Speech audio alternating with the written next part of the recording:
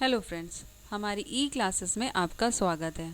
हमारा आज का टॉपिक है क्लासिफिकेशन ऑफ अकाउंट, यानी कि अकाउंट को हम कैसे वर्गीकृत करते हैं। तो चलिए देखते हैं। अकाउंट्स, अकाउंट को हम दो पार्ट में कैटेगराइज करते हैं। पहला होता है पर्सनल अकाउंट। पर्सनल अकाउंट क्या होता है? पर्सनल अकाउंट जो होता है वो पर्सन से रिलेटेड होता है। इसमें क्रेडिटर्स और डेटर्स ये अकाउंट्स आते हैं। चलिए इनका एग्जाम्पल देखते हैं। जैसे David account, XYZ limited account. David एक नाम हो गया, XYZ आप एक कंपनी समझ सकते हैं। तो ये पर्सनल अकाउंट में आते हैं। सेकंड वन होता है इम्पर्सनल अकाउंट। एक पर्सनल अकाउंट हो गया, एक इम्पर्सनल अकाउंट हो गया। इम्पर्सनल अकाउंट क्या होता है? जो पर्सनल नहीं होता वो इम्पर्सनल अकाउंट होता है। जैसे machinery account, rent account, purchase account. तो ये इम्पर्सनल अकाउंट के अंदर आते हैं।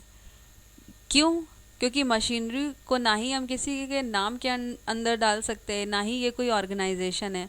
रेंट अकाउंट को भी हम किसी के नाम में नहीं डाल सकते। रेंट जैसे भाड़ा देना है किसी चीज़ का, और ना ही इसको हम ऑर्गेनाइजेशन बना सकते हैं। कोई परचेज करी है हमने, तो वो भी कोई नाम नहीं है, तो ये पर्सनल अकाउंट में नहीं जाएगा और ना ही ऑर्गेनाइजेशन के अंदर जाएगा। तो ये इम्पर्सनल अकाउंट होते हैं। तो चलिए अब ये देखते हैं कि पर्सनल अकाउंट और इम्पर्सनल अकाउंट को फर्दर कैसे कैटेगराइज किया गया है, कैसे क्लासीफाई किया गया है। पर्सनल अकाउंट तो पहला होता है नेचुरल अकाउंट। नेचुरल अकाउंट क्या होता है? जो कि ह्यूमन बींग्स के ट्रांजैक्शन से रिलेटेड होता है, वो होता है नेचुरल अकाउंट। जैसे जॉन का अकाउंट हो गया, जॉली का अकाउंट हो गया, या आप कोई भी नाम ले सकते हो। राम का अकाउंट हो गया, श्याम का अकाउंट हो गया, या जो भी XYZ किसी पर्सन से रिलेटेड है, उसका ट्रांजेक्शन हो रहा है, उसकी एंट्रीज जहाँ होंगी वो होगा नेचुरल अकाउंट। सेकेंड वन आता है आर्टिफिशियल और लीगल। ये क्या होता है? ये ऑर्गेनाइजेशन से रिलेटेड होता है, लेकिन कौन सी ऑर्गेनाइजेशन? जो लॉ की दृष्टि से एक पर्सन की तरह रिकॉग्नाइज की गई है, एक पर्सन को रिकॉग्नाइज की गई है, तो वो आर्टिफिशियल अकाउंट में जाता है। जैसे प्राइवेट कंपनी हो गई, या लिमिटेड कंपनी हो गई, गवर्नमेंट हो गई, या कोऑपरेटिव सोसाइटीज़ हो गई, ये सब आर्टिफिशियल अकाउंट में जाएगा। तीसरा होता है रिप्रेजेंटेटिव अकाउंट। ये क्या होता है? ये ना ही कोई पर्सन होता है और ना ही कोई ऑर्गेनाइजेशन होती है, ये रिप्रेजेंटेटिव अकाउंट में जाता है। जैसे कैपिटल अकाउंट हो गया, ड्राइंग अकाउंट हो गया, प्रीपेड अकाउंट हो गया। नेचुरल में आपने क्या देखा? नेचुरल अकाउंट क्या होता है? नेचुरल अकाउंट होता है जो ह्यूमन बीइंग के ट्रांजैक्शन से रिलेटेड होता है। आर्टिफिशियल क्या होता है? आर्टिफिशियल में वो होता है जो जिसमें ऑर्गेनाइजेशन आती है, लेकिन ये भी as a personal account treat होता है। बट ये ना ही इसमें किसी पर्सन से रिलेटेड होता है, ना ही ऑर्गेनाइजेशन से रिलेटेड होता है।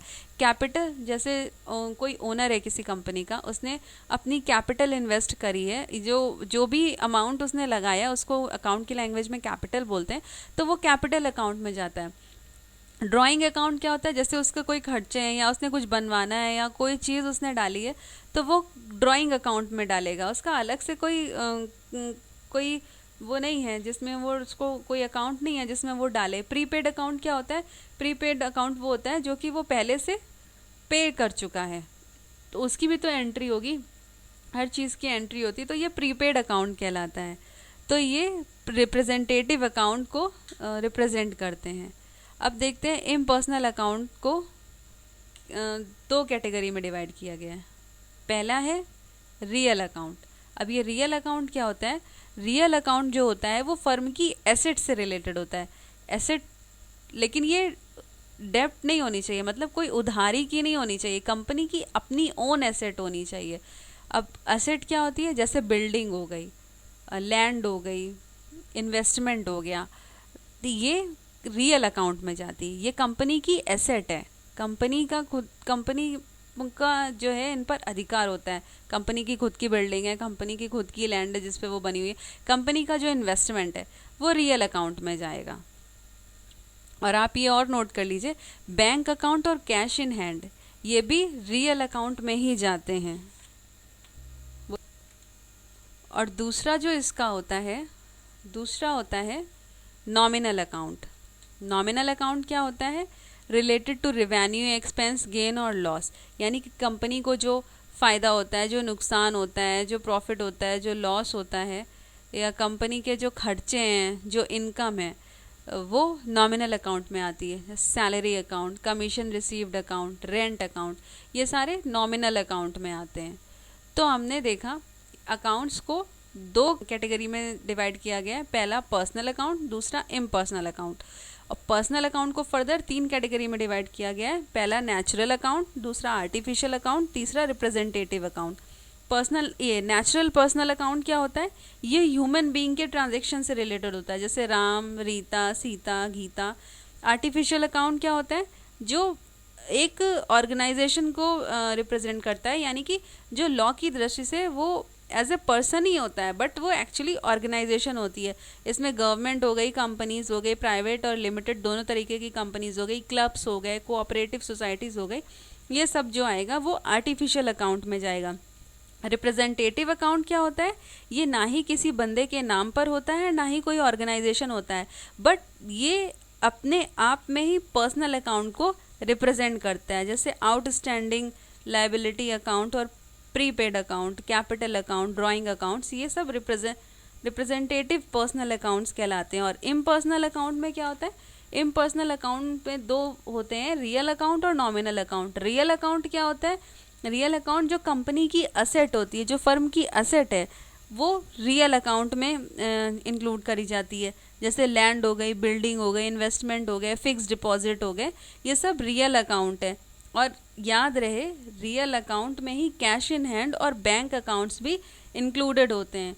सेकंड वन होता है नॉमिनल अकाउंट। नॉमिनल अकाउंट क्या होता है? जो कंपनी के रेवेन्यू को, उसके लॉसेस को, गेन्स को और एक्सपेंसेस को रिप्रेजेंट करता है, वो नॉमिनल अकाउंट होता है। जैसे सैलरी अकाउंट हो गया, इंटरेस्ट पेड अकाउंट हो गया, कमीशन रिसीव्ड अकाउंट हो गया, ये सब नॉमिनल अकाउंट होते हैं। आई होप कि आपको ये सब कुछ अच्छे से समझ में आ गया होगा। अब आगे हम इसके एग्जाम्पल्स पढ़ेंगे।